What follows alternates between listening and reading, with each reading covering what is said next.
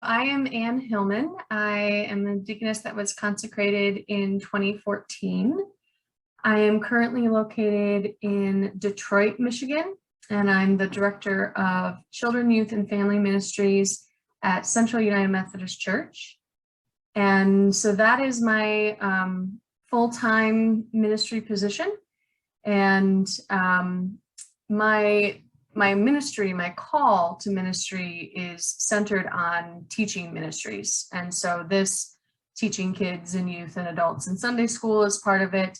But I also serve as part of the education team for the Office of Deaconess and Home Missioner, one of the co-teachers for the Theology of Mission class.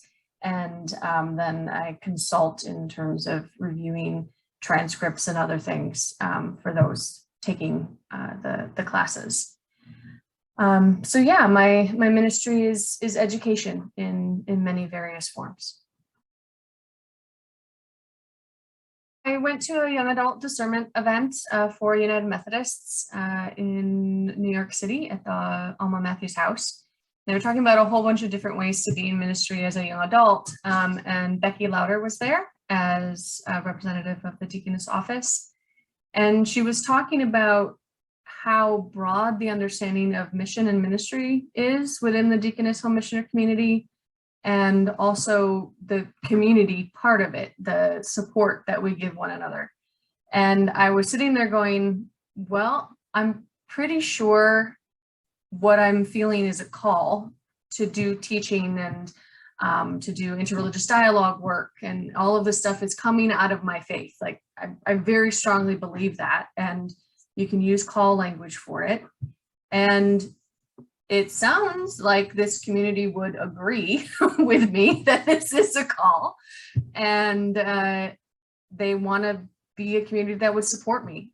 So it made perfect sense to me of why wouldn't I find a way to be part of a community that would support me and affirm what I feel is my call. So the full-time and lifetime nature of it seems pretty unique, and the fact that it's a lay calling. I've gone through lots of schooling.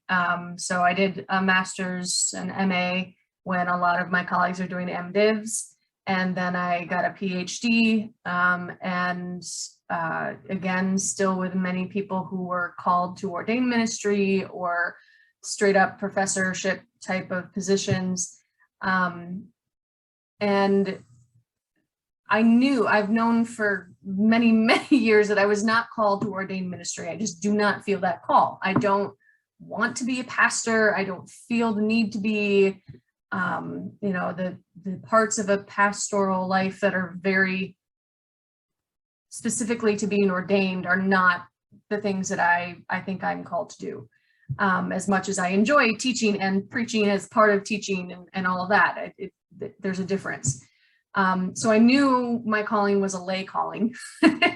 And then I knew it was what I wanted to focus my time and life around. I didn't want it to be a side hobby. I didn't want it to be just a Sunday morning kind of thing. So the call for full-time, lifetime of service made a lot of sense. It fit what I felt was my call. And I know plenty of lay persons who are called to various ministries, but not as their full-time vocation, not as their full-time occupation. But for me, that's what it is. It just is. So as an order for me, it means that it shapes a lot of who I am. And it means I have a commitment to a group of people.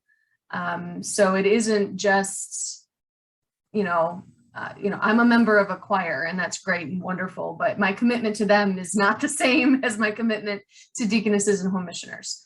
There's a sense of a fellowship and siblinghood that just sort of automatically comes whenever I meet a new deaconess or home missioner. Doesn't matter if I've met them before. It's just like, all right, you're family, and whether or not we agree on everything, we're family. So we're gonna work through whatever it is.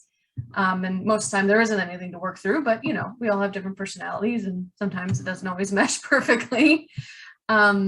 So yeah, I mean, as an order, it means that it is a central part of my identity, and it shapes the rhythm of my year in different ways. So, you know, the appointment renewals and all the forms you have to do, that's part of it. The NATIM convocation that happens every 2 years, you know, those things are part of the rhythm of my life because I've made a commitment to this community, and it's a commitment that's much stronger and deeper than other commitments I've made.